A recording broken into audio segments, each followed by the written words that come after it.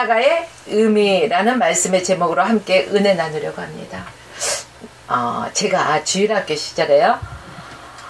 주일학교 때 주일학교 선생님에게, 전도사님일까요? 네, 전도사님께 이런 질문을 해본 적이 있어요.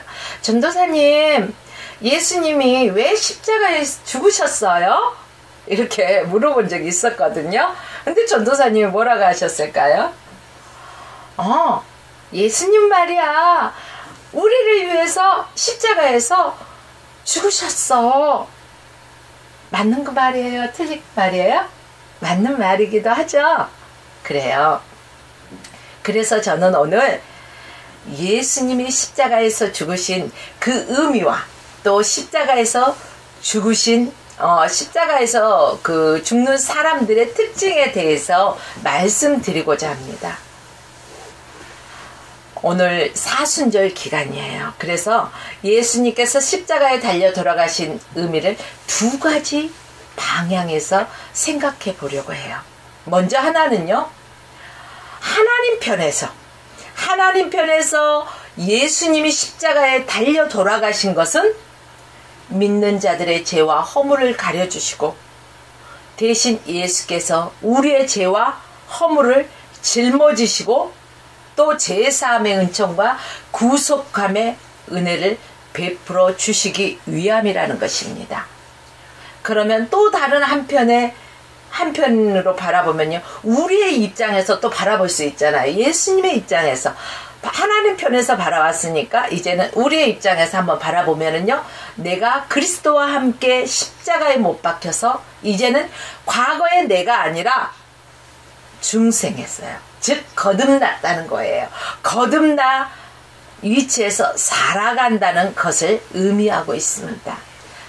여러분, 우리는 사순절 기간을 살아가면서 또 이제 고난주간을 살아가면서 또 예수님이 성금요일에 십자가에 못 박히실 때 해마다 예수님만 십자가에 못 박고 나는 팔딱팔딱 살아서 날뛰고 있지는 않는지 한번 생각해 보아야 할 것입니다. 분명히 오늘 하나님 편에서는 우리의 죄와 허물을 가려주시기 위해서 예수님께서 그 십자가를 지시고 우리의 죄 사함을 해주셨어요. 그쵸? 피값으로 우리를 구속해 주셨단 말이에요. 하나님의 전적인 은혜예요. 우리 입장에서 십자가에 그리스도와 함께 못 박혀서 이제는 내가 산 것이 아니요, 그리스도와 함께 사는, 이게 거듭난 자의 삶이에요.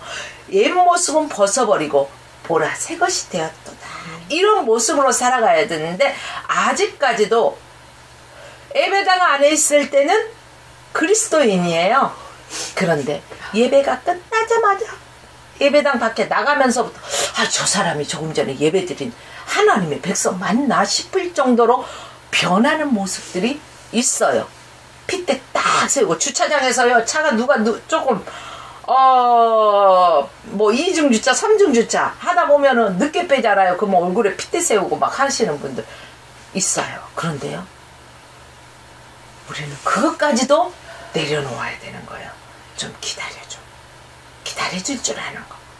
그게 있어야 된다는 거예요.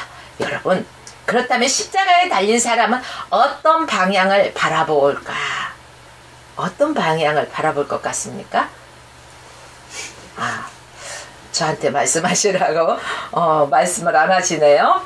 십자가에 달린 사람은 한 방향만 바라본다는 것입니다. 한 방향만 바라보게 된다는 거예요.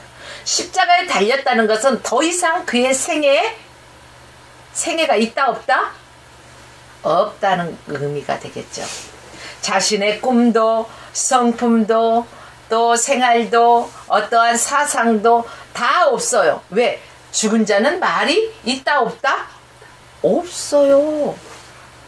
죽은 자는 말이 없어. 그러면 우리가 예수와 함께 십자가에 못 박혔으면은 내가 살아서 팔딱팔딱 움직이는 것이 아니라, 나의 꿈대로 살아가는 것이 아니라 주님의 주신 그 꿈과 비전을 바라보고 내 개인적인 사사로운 그 생활이 아닌 그리스도인의 군사로서의 삶을 살아가야 될 것이고, 내 개인적인 사상과 이념으로 바라보는 것이 아니라 코람되어 하나님 앞에서 이 상황 속에서 하나님이라면 어떻게 생각하실까? 하나님이라면 하나님의 입장에서 우리가 바라볼 수 있는 성숙한 믿음의 사람이 되어야 한다는 것입니다. 그에게 남아있는 것은 오직 한 방향이라는 거예요. 십자가에 달린 사람 오직 한 방향, 죽음뿐이라는 거예요. 더 이상 다른 것은 생각할 수가 없다는 거예요. 그러므로 사도 바울은 뭐라고 말했을까요? 내가 그리스도와 함께 십자가에 못 박혔다라고 말하고 있습니다. 십자가에 못 박혔다. 십자가에 포개져서 죽었다는 거예요. 바울 자신은 주님과 함께 죽었다고 당당하게 말하는 거예요. 내가 예수의 흔적을 가졌다고 당당하게 말하는 거예요. 복음의 선한 싸움을 다 마쳤다고 또 말하잖아요. 바울은. 여러분은 어떤 것을 자랑하고 있나요? 자신 있게 십자가에 포개져서 죽었다 하고 정말로 어떠한 수모와 어떠한 상황 속에서도 주님의 영광을 위한 일이라면 그냥 묵묵히 주님 뜻대로만 바라보고 나가고 있습니까? 아니면 죽은 것 같았던 내가 뿔뚝뿔뚝 살아있지 않습니까? 이 사순절 기간에요. 분명하게 우리는 우리 자신을 다시 한번 점검하기를 원합니다. 내가 살아있다는 것 같지만 이미 과거에 나는 죽고 없다. 나는 새 사람이 되었다. 이거예요. 바울이 어떤 사람이었죠? 예수를 따르던 사람을 핍박하고 때려잡는 사람이었었잖아요. 그런데 다메섹 동산에서 바울아 그러잖아. 사울아 누구세요? 나는 내가 핍박하는 예수라. 그때 깜짝 놀라잖아요. 주님을 만난 거예요. 인격적으로 주님을 만났어. 그리고 안수기도를 받고 눈에서 비늘 같은 것들이 벗겨지고 나니까 완전히 이제 변했어. 그래서 사울이 바울이 되었어요. 오늘 내가 예수를 알기 이전의 모습과 예수를 믿고 하나님의 자녀가 된 나의 모습은 분명하게 달라져 있어야 된다는 것입니다. 아직도 이것도 아니고 저것도 아니고 이럴까요? 저럴까요? 아니라는 거예요. 한 방향만 바라봅시다. 예수만 바라봅시다. 십자가의 표대만 향하여 다른 박질에 나갑시다. 여러분, 바울이 이렇게 말했던 것은요, 자기 자신 안에는 누가 산다는 거예요? 예수가 산다는 거예요. 예수와 연합했다 이 말이에요. 남자와 여자가 결혼을 해서 둘이 한 몸이 되었다는 것은 서로 연합된 몸이다 이렇게 말하잖아요. 우리가 예수와 한 몸이 되어서 예수와 결혼한 거예요. 신랑 대신 예수. 맞죠? 그래요. 결혼을 하면은요, 남녀가 만나서 결혼을 하면 한 방향을 바라보는 거예요. 한 방향을 바라본다는 것은 서로를 바라보는 거예요. 남편과 아내가 같은 방향을 바라보아야 한다는 것입니다. 같은 방향은 한 방향을 보지 않을 때 같은 집에서 살지만 어때요? 뭐 요즘 말로 쇼윈도우 부부 이런 단어들을 많이 사용하더라고요. 분명히 저 사람은 부부는 부부인데 정말로 부부다운 삶을 살지 못하는 사람들이 많다는 거예요. 서로 각자가 아니 결혼을 했으면 남편은 아내를 바라보고 아내는 남편을 바라보고 서로 사랑을 해줘야 되는데 아니 지나가는 미스 김을 바라보고 아니 지나가는 미스타리를 바라보고 서로 다른 곳을 바라보고 있으면 온전한 하나가 될 수가 없어요. 문제가 생기는 거예요. 삐걱거리는 거예요. 우리가 예수님과 연합했잖아요. 예수와 함께 십자가에 못 박혀서 이제는 내가 사는 것이 아니라고 고백했잖아요. 신랑 대신 예수라고 말하잖아요. 그렇다면 예수님과 연합했기 때문에 우리는 믿음의 본 대신 예수 그리스도를 바라보고 앞만 바라보고 직진해서 나가는 거예요. 예수만 바라보고 나간다는 거예요. 이리 갈까 저리 갈까, 좌도 우도 바라보지도 아니하고 치우치지 아니하고 오로지 한 방향 예수 그리스도를 바라보고 나가는 저와 여러분이 되어지기 원합니다. 오늘도 수많은 가정들이 요즘 세상에 보면은 많이 가정이 파괴되는 것들을 볼 수가 있어요. 왜 그럴까요? 서로 다른 곳을 바라보고 있기 때문에 그렇습니다. 행여라도 다른 곳을 바라보고 계신 부부들이 있다면 이 시간에 회개하고 온전히 하나님만 바라보고 나가시길 주의 이름으로 축복합니다. 진정한 부부는 한 방향을 바라봐야 되기 때문에 이 말씀을 드리는 것입니다. 공유하는 부분이 많을수록 부부는 행복해요. 전혀 남편은 이 말을 하고 아내는 이 말을 하고 전혀 관심이 없는 대화를 하면 대화가 되어야 안 돼요. 소통이 되는 게 아니라 불통이 돼요. 공유할 게 없어. 왜? 서로 바라보는 것이 틀리기 때문에. 그러기 때문에 사이가 좋을 수가 없어요. 그래서 같은 취미를 가지고 같은 종교를 가지고 같은 그 얘기거리를 가지고 하는 거예요. 우리 믿음의 부부들은요, 같은 신앙을 가지고 교회 안에서 하나님을 어떻게 하면 더 잘 섬길 수 있을까?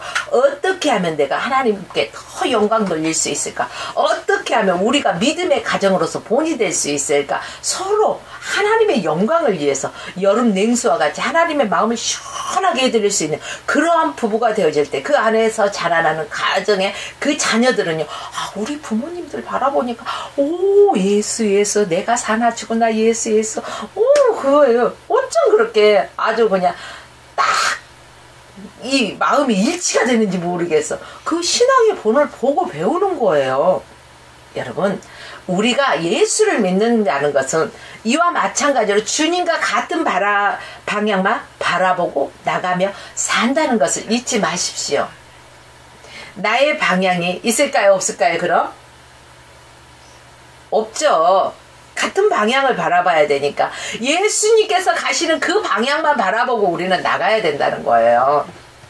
그렇습니다. 예수님도 하나님과 같은 방향을 바라보고 나가셔요. 그래서 이 잔을 내게서 옮기시기를 원하잖아요. 그런데 내 뜻대로 마옵시고 누구 뜻대로? 아버지의 뜻대로. 우리가 이 땅에 살아가면서 정말로 추구하고 싶은 게 왜 없겠어요? 그러나 내 뜻대로 마옵시고 아버지의 뜻대로 이루어지기를 원하는 믿음의 언어들을 사용해야 한다는 것입니다. 예수님은요, 언제나 하나님께 집중했어요. 그래서 하나님께 그 관심을 갖고 하나님만을 바라보고 하나님만을 주시했죠. 하나님에 대해서는 예수님이 굉장히 예민했어요. 그래서 십자가에서도 자신의 죽음이나 다른 것들은 전혀 생각하지 않고 오직 하나님께만 그 예민한 심정이었다는 거예요. 오직 하나님께만 그 시선을 향해 있었다, 이것이죠. 세상에 오시기 전에도 그랬어요. 또 이 인간의 그 몸을 입고 성육신 하셔서 오셔가지고 33년이라는 이 공생의 기간을 살아가면서, 아니 33년의 세월을 살아가면서도요, 하나님의 시선에만 집중했어요. 심지어 십자가에서조차도 하나님께만 집중했다는 거예요. 죽음의 순간 어땠어요? 내 영혼을 누구의 손에? 아버지의 손에 부탁하나이다. 이렇게 말씀하셨어요.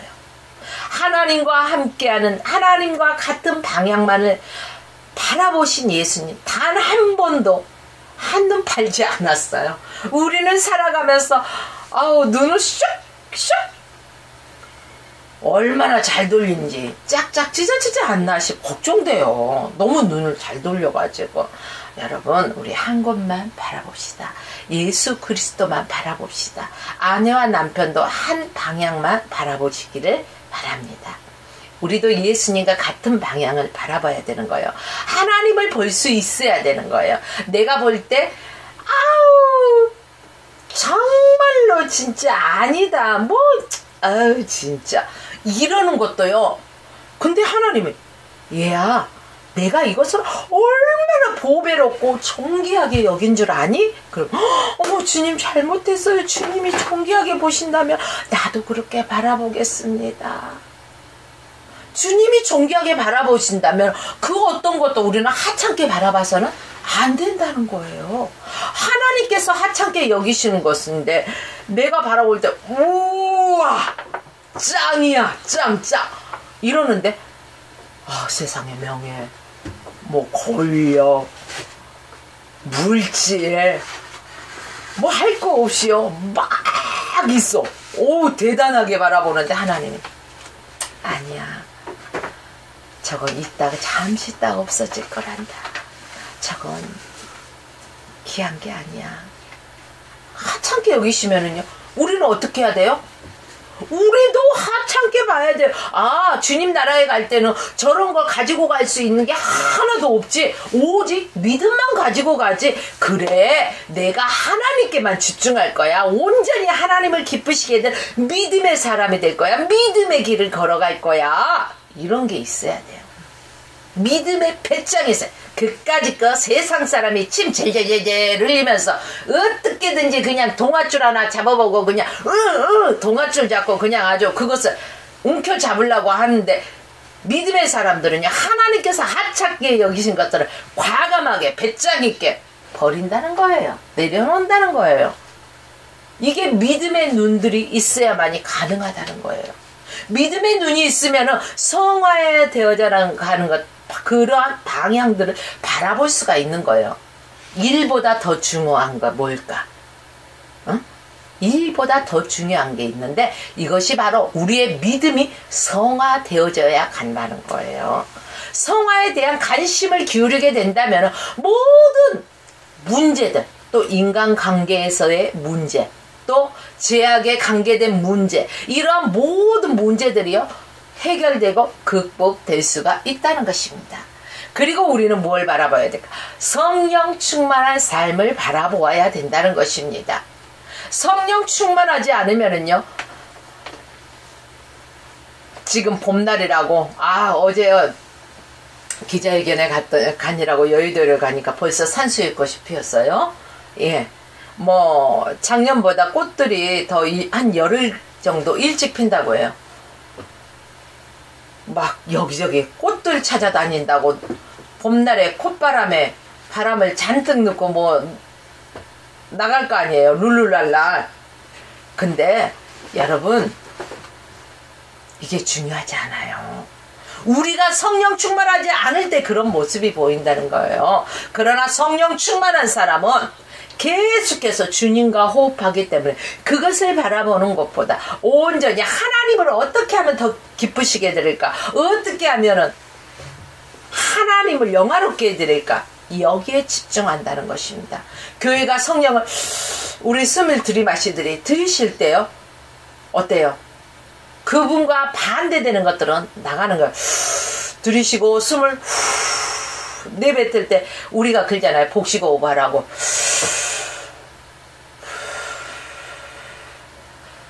산소를 우리가 신선한 산소를 공급받고 또 속에 안 좋은 것들이 다 이렇게 뱉어져 나가잖아요. 이렇듯이 내 안에 오직 성령이 쏙 들어오면은 죄는 어떻게 해요?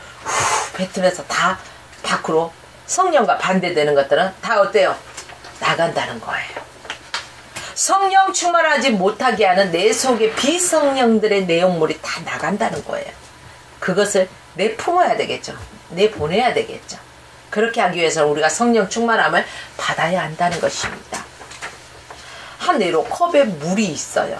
근데 물이 조금 있으면 넘쳐요, 안 넘쳐요? 밖으로 나가요, 안 나가요? 안 나가잖아요. 그런데 계속해서 물을 들이부어봐. 그러면은 계속 흘러 넘치잖아요. 성령을 날마다 한 번 받았으니까 안 받는 게 아니라 날마다 성령 충만한 삶을 살아야지 내 안에 있는 것들이 다 소재되고 성령과 반대되는 것들이 나가고 온전히 성령이 지배하시고 성령의 하나님과 동행하는 삶을 살 수가 있다는 거예요. 성령이 충만할 때 예수님과 한 방향으로 바라보고 나갈 수 있고 하나님을 기쁘시게 해드릴 수 있다는 것입니다.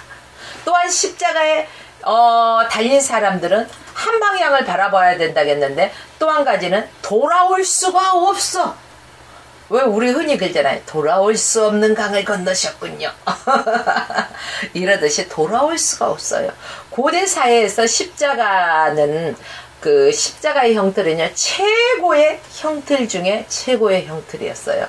그래서 로마인들은 로마 시민권이 있는 사람들한테는 십자가 틀의 형벌을 하지 않았다고 해요. 그만큼 십자가의 형틀은, 십자가의 죽음은 아주 치욕적인 죽음을 의미하고 있습니다.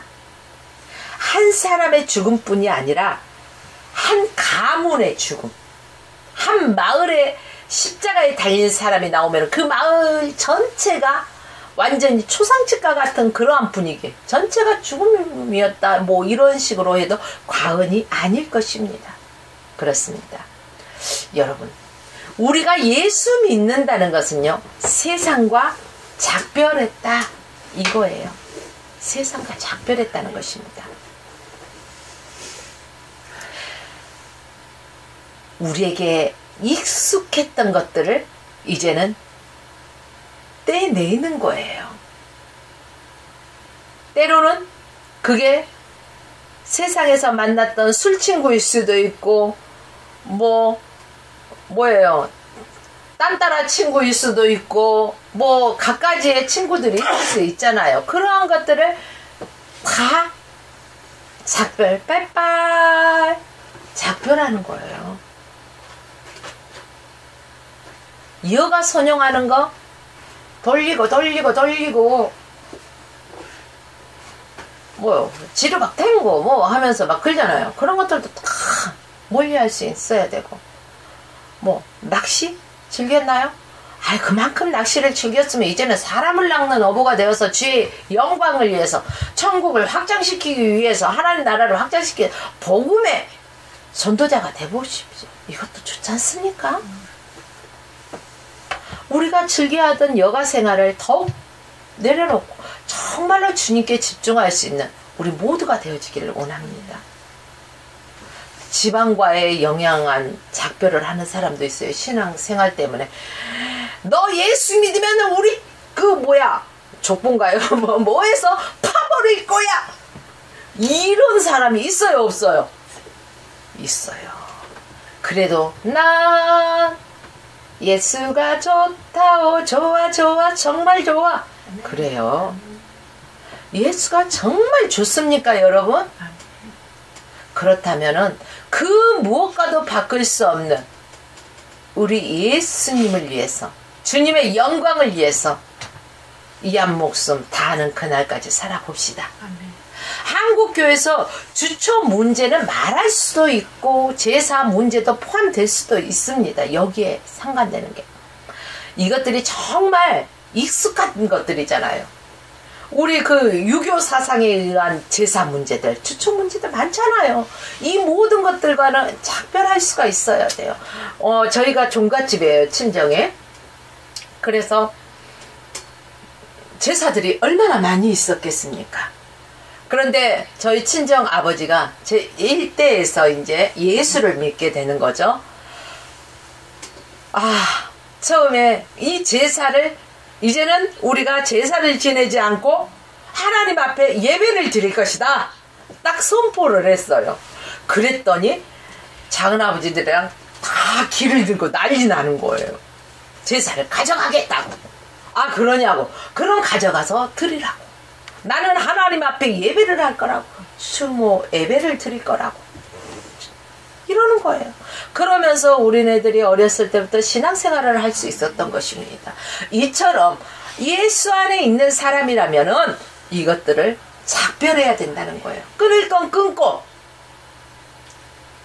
아무리 그게 필요하다 해도, 세상 말로 없으면은 안 되고 그런다 해도 버려야 된다는 거예요.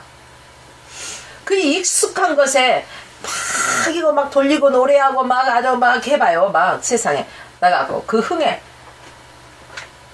능수야 버드라 하면서 막 꼴깍꼴깍 하면서 그런 거 있잖아요. 왜 그런 것들이 아무리 즐겁게 그냥 아주 했다 할지라도 예수 안에 들어왔으면 이것들도 어떻게 해요? 빠이빠이 능수 버들 빠이빠이 하고 끈을 꼭 끊어야 된다는 거예요. 오로지 존귀하신 주님을 찬양하고 경배할 수 있어야 된다는 거예요. 여러분, 교회 나온다고 해서 이게 전부 다가 아니에요. 세상과 작별할 수 있어야 된다는 것입니다. 우리가 이러한 것들을 내려놓기까지 힘들죠. 그렇잖아요. 즐겨 하던 것들. 근데 분명한 대가를 지불해야 된다는 거예요. 우리의 죄값을 지불하기 위해서 예수 그리스도의 피값으로 그 대가를 지불하셨잖아요. 그렇죠? 이렇듯이 분명한 대가가 있다는 거예요. 자신을 십자가에서 죽이는 것, 이것이 필요합니다. 여러분요, 두 국가에서 전쟁이 벌어졌어요. 그리고 배를 타고 적진에 들어갔는데 사령관이요, 해안에 정복되어 있는 배를 모두 다 불태워버렸어. 그걸 본 군인들이 어떨까요? 아니, 생각해봐요. 한번 그리면 그 배를 타고 적진에 들어갔는데 사령관이 그 배에서 딱 그 군인들 내리자마자 그 배를 다 불태워버렸으면 이 군인들은 어떻게 해야 돼? 배에 불을 안 태웠으면, 야, 우리가 그래도 살아야 되지 않겠냐? 이 전투 상황을 보니까 우리가 좀 불리한 것 같아. 야, 우리 얼른 도망가자. 할 수도 있을 거예요. 근데 다 불태워버렸으니까 바닷물로 갈 수도 없잖아요. 그래서 죽기 살고로 뭐 싸우는 수밖에 없어요. 여러분, 뒤를 돌아볼 수가 없어요. 진퇴양난. 여러분, 그래요. 그래서 뒤는 없다. 태보라는 것은 없다. 차단돼 버렸어요. 완전히 도망갈 수 있는 길이 차단됐다는 거예요. 그들은 돌아올 수 없는 루비콘 강을 건너버렸다는 것입니다. 여러분, 그렇습니다. 그리스도인들은 테로라는 게 없어요. 태보가 없어요. 뒤로 가는 길이 없어요. 그리스도의 군사는 사사로운 것에 매이지 아니하고 예수 그리스도를 바라보고 우리는 나가는 것입니다. 주님이 콜링하시면 우리는 바로 나가는 거예요. 부르시면은 다시 마음을 돌아가려는 그러한 마음이 결국 우리를 어떤 마음으로 줄까요? 어중간한 마음으로 드는 거예요. 그래서 전심전력으로 싸우지를 못한다는 거예요. 여러분, 우리는 예수를 믿었어요. 그쵸? 믿고 있죠? 지금도? 그러면은요, 저 천국에 우리가 가는 그날까지 이 육신의 장막, 이 옷을 입고 있는 이 육신을 가지고 있을 때 우리는 뒤로 퇴보해서는 안 돼요. 무조건 전진하라. 십자가의 푯대를 향해 전진하라 밖에 없습니다. 하나님의 영광을 위해서 전진하라라는 것밖에 없습니다. 예배자의 삶으로 승리를 해야 된다는 것입니다. 그렇기 때문에 세상과 교회는 연합할 수가 없겠죠. 그래요. 세속화된 교회는 교회가 아니라 어때요? 그냥 잡다한 종교에 불과하다, 이렇게 말해도 과언이 아닐 것입니다. 또 이제 십자가에 달린 사람, 처음에 뭐라고 했죠? 한 곳만 바라본다겠죠. 그리고 또 뭐라고 했죠? 돌아올 수 없다고 했잖아요. 그리고 이제는 십자가에 달린 사람, 영원한 보상이 있다는 거예요. 앞에서 말한 십자가의 두 우미는 우리에게 슬픔과 고통을 안겨주었다면, 그러나 십자가는 고통만 있는 게 아니라는 것이에요. 이 세 번째는 십자가에 달린 사람은 영원한 보상이 있습니다. 할렐루야. 우리는 보상받는 거 얼마나 좋아하잖아요. 바로 예수님 앞에 즐거움을 바라보시라는 거예요. 십자가의 고난을 감당했다고 우리 주님이 주실 그 상을 바라보라는 거예요. 면류관을 바라보라는 거예요. 우리 앞에 있는 즐거움이 뭘까요? 부활이에요. 인류의 구속이요. 하나님의 그 보좌의 영광스러운 그 보좌 앞으로 나가는 귀한, 사람이 생을 마감했을 때 우리는 돌아가셨다 이래요. 그 생을 마감하고 돌아가셨다. 돌아가 어디로 가요? 왔던 것이 있으니까 분명히 돌아가는 게 아닐까요? 왔던 것이 없으면 왜 돌아갔다는 말이 있어? 분명히 왔던 곳이 있으니까 돌아간다는 말이 있어요. 이것은 우리는 하나님께로부터 왔잖아요. 그렇죠? 그러니까 다시금 하나님께로, 하나님의 보호자의 영광스러운 그 하늘나라에 우리가 귀환하는 거야. 아버지의 나라로. 만물을 심판하는 권세를 행하시는 일, 이 모든 것을 보셨기에 주님께서 십자가에 달리시기까지 하나님의 뜻에 순종할 수밖에 없었던 거예요. 저와 여러분도요, 이러한 순종이 있어야 돼요. 하나님 앞에 복종이 있어야 돼요. 십자가를 향해서 다른 박질에 나가는 게 우리에게 뭐가 있어요? 우리가 주님 앞에서 백보자 심판 앞에 서고 주님 앞에 갔을 때 주님이 우리의 행한 대로 영원한 상벌을 주잖아요. 이때 상을 받아야죠. 면류관을 받아야 되지 않겠습니까? 기왕에 예수 믿었다면 뭐 대충 믿고 그냥 아주 어디 한적한 그 초가집 같은데 그냥 견두리 같은데 살지 말고 아주 삐까뻔쩍한 중심지에 살면 얼마나 좋아. 그만큼 믿음의 길을 우리는 걸어가야 된다는 거예요. 사랑하는 여러분들이요, 십자가에는 고통만 있는 게 아니다. 그럼 뭐가 있죠? 십자가에는 익숙한 것들과 작별한 아쉬움이 있는 것만은 아니다. 십자가에는 뭐가 있어요? 큰 축복과 비밀이 있다는 거예요. 아, 내가 고통인 줄 알았더니 이것을 안 하면 고통인 줄 알았는데, 이것을 끊었을 때 참 아쉬웠는데, 그래 그때 끊기를 잘했구나. 내가 세상과 버타던 모든 것들과 작별하기를 잘했구나. 하나님 안에 들어오니까 바로 이러한 큰 축복이 있네. 와, 희망이 있어. 소망이 있어. 하나님께서 주시는 아주 귀한 것들을 바라보는 믿음의 눈이 열린다는 것입니다. 그렇기 때문에 우리 그리스도인들은요, 오로지 한 방향만 바라보고 나가야 되는 거예요. 한 방향만 바라보고 나가면서 살아갈 때 후회하거나 실망하지 않는다는 것입니다. 우리가 이 방향 저 방향 이쪽으로 갔다가 흔히 그러잖아요. 아니면 다시 돌아오면 되지. 너무 쉽게 말해요. 그러면서 허송세월을 보내요. 그러나 한 방향을 바라보고 주님만 바라보고 나아가는 사람은 결코 실패하는 법이 없어요. 유턴하는 법이 없어요. 그게 바른 길이거든요. 시온의 대로가 열린 그 길이거든요. 비록 우리가 이 땅에서 살아갈 때 그 길을 걸어가기에는 좁고 협착한 길이라 할지라도 주님 가신 그 길을 함께 걸어갑시다.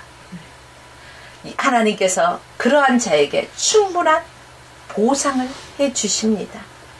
하나님은 째찌한 하나님이 아니에요. 흔들어 차고 넘치도록 후히 안겨주시는 분이십니다.